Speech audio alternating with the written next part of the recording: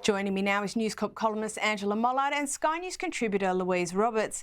Angela, what were the highlights for you from Royal Ascot this year? Well, what I love about it, Caroline, is some of the things you mentioned, but this is Royal Ascot. It's royal, and every year we see them here. But a couple of the big takeouts for me were the fact that as much as the King says that he wants a slimmed-down monarchy, as we have seen over the last 18 months, sometimes it can get too slim.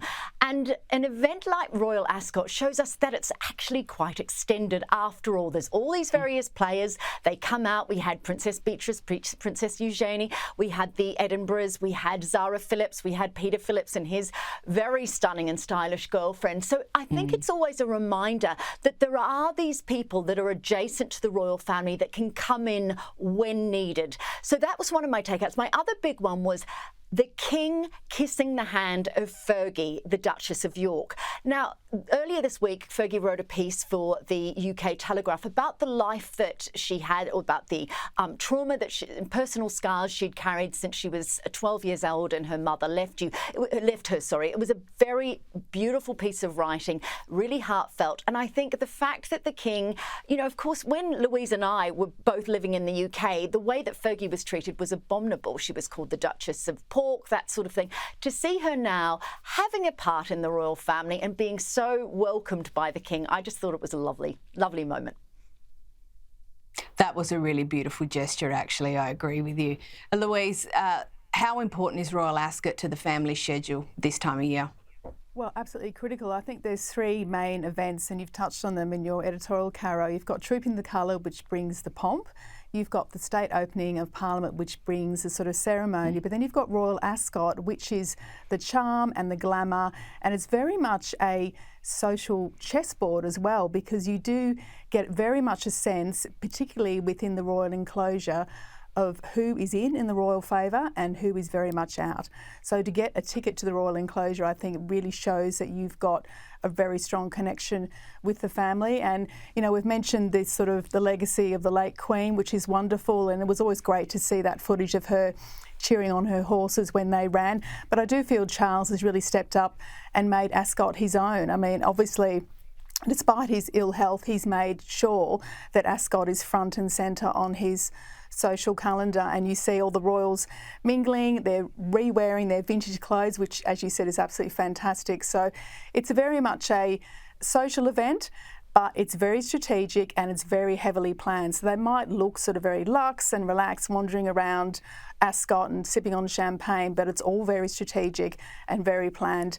And people prepare for months for it. So it's wonderful to see it actually roll out in classic style over those 5 days. And I thought I'd mention the carriage ride that obviously the King and Queen are in. It's actually a 40-minute ride they're on. So you have to be pretty fit and pretty used to the elements to actually sit there and wave at the right moment and know when your next cue's coming along. So very impressive, I think, the two of them. I agree, and I'm so happy to see him there for the whole carnival, because we know he hasn't always been the hugest fan of horse racing, but glad to see him come to it a little later in life. Now, Angela, we know former Green Senator Lidia Thorpe, well, she's no fan of the British monarchy. We've spoken about it before on this show. Obviously, there's the wild irony that she has to pledge allegiance to the King to even be an Australian senator, but that's by the by. She's been quite a disruptor in the past, but what's her latest stunt? That's right. So she's in England at the moment. She's gone to Buckingham Palace, and outside of it, she's held up a flag. And then she's also given more. Kind of egregiously put up a middle finger to the King and written on her Instagram post a bit more in the tone of what she did last year when the King and Queen were visiting. She is a disgrace to this country. Honestly, last year when that happened in Parliament, I was on air all day in the UK doing television and radio crosses because the Northern Hemisphere could not believe that we would have someone of that note in a public setting like that screaming at the King. Now, I've tried to do a deep dive today to see if Lidia has any political engagements while she's there. Look, of course she has the right, like anybody has, it's, freedom of speech. You can say what you want. But if she is there for any meeting, any taxpayer-funded part of that trip that she's on, if I'm presuming it's a private trip, but if there is any taxpayer-funded part of it, then she needs to be hauled over the coals for this. The other irony of it, obviously, though, is that we're kind of quite ambivalent at the moment about the monarchy. Every time she does something like this, it drives the populace to think, oh, she's nuts.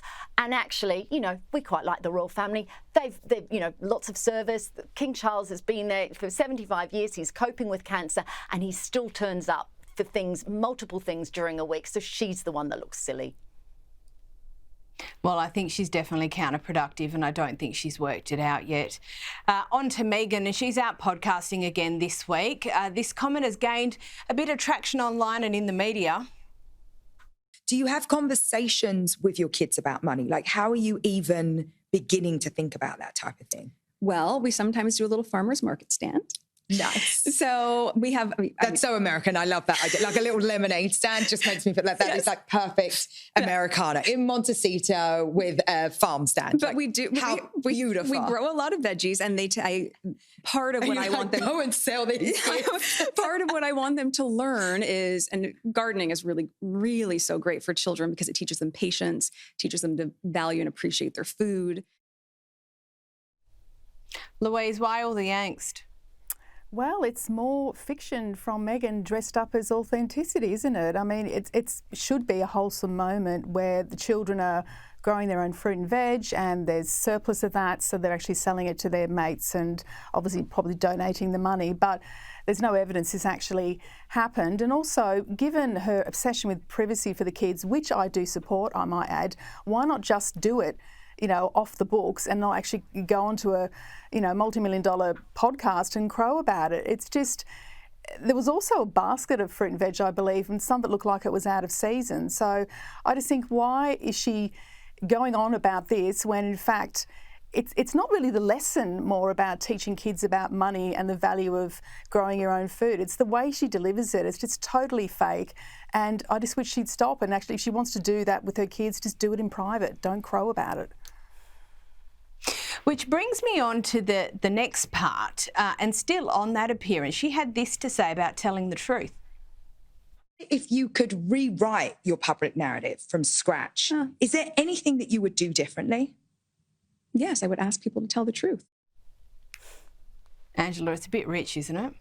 Well, that's obviously, that comment is a dig at the royal family. She's suggesting that the royal family hasn't told the truth. The fact is, we know that on multiple occasions, Meghan has not told the truth, or her truth seems somewhat diluted. During her interview with Oprah all those years ago, there were so many untruths in that. She said that she and Harry had married beforehand. The Archbishop had to come out and say, well, no, it wasn't. There was no formal marriage beforehand. She said that Archie was not going to have a title because he was not loved as much, or, you know, there was not the feeling for him. The fact is that he was never going to have a title because under protocol, he was never going to have one till Prince Charles became king. You know, she said that she didn't have access to mental health support, and yet she and Harry and Kate and William were part of the Heads Together charity, and Kate's brother has suffered from depression at length. So, of course, they would have had contacts with mental health support agencies and people who could have helped her. So I think the irony is that she whatever she says, you can usually turn it back on her, that it's not a truth about her. And to Louise's point, I totally agree that the more we hear from Meghan, the less we like her, the less credible she seems. And that doesn't often happen in public life. The more typically that we get to know people in the public eye, celebrities, the more we get a sense of them and we like them more. This is the complete opposite. Yeah, I think that's a very, very fair observation, actually. And after more will she, won't she about Meghan's as ever products, more products have hit her online store this week. Here's what she had to say. We spent so much time making sure we had so much more inventory. That's why we took the time, and you guys are doing it again. We're nearly sold out on everything, and I can't believe it. Even flower sprinkles, which I knew was going to be the big one again, so that has more inventory than all of it. And that's also about to sell out.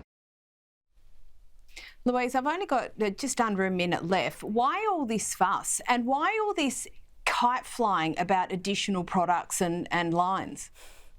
Well, she's created this scarcity mindset. She's used the oldest trick in the marketing book, which is create FOMO, only stock a limited amount of product, and people will rush to buy it. So she's continuing with that theme, which she did with the previous stock she had on the website. So people are calling it out because she's making out it's all you guys, and we had so much inventory and it's all sold out, and I can't believe it. I mean, it's absolute rubbish. That's been the strategy from day one with this website. I believe that the new products were apricot preserve or some kind of spread and orange blossom honey, and apparently now she wants to go into selling wine or rosé as well. And I also heard rather ludicrously earlier this week that she wants to have a stab at being a fashion designer like Victoria Beckham. So God knows where the next plan will go here, but definitely the strategy is create FOMO. It's not as though she accidentally woke up one day and the inventory had vanished. It was planned that way. Very good. Thank you, Louise Roberts and Angela Mollard.